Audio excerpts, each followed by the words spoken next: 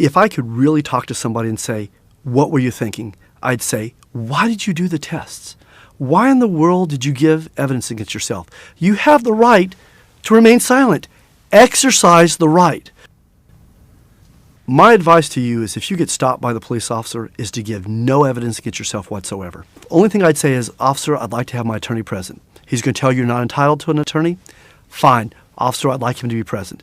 That way, the only evidence they have going forward is that they smelled alcoholic beverage on your breath. That's it.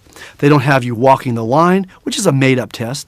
They don't have you standing on one leg. Who stands on one leg and counts 30 seconds? They don't have a blood test or a breath test that isn't accurate in the first place. They don't have any of that evidence against you. All they have is that they smelled alcoholic beverage on your breath.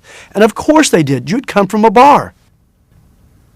So now you've gotten out of jail and you call me and I ask you, what kind of test did you perform, or did you provide a breath sample or a blood sample, and you say no, and I'm going to reach out and give you a great big high five because you're the perfect client.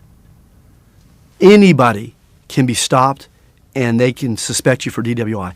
I've been stopped and arrested, and I don't drink at all. The officer pulled me over for doing 71 miles an hour in a 70 and immediately went into a DWI stop, and he said, how much did you have to drink? And I said, officer, I don't drink at all, period. And he immediately wanted to do the test. So I know that if it's happened to me, it can happen to you.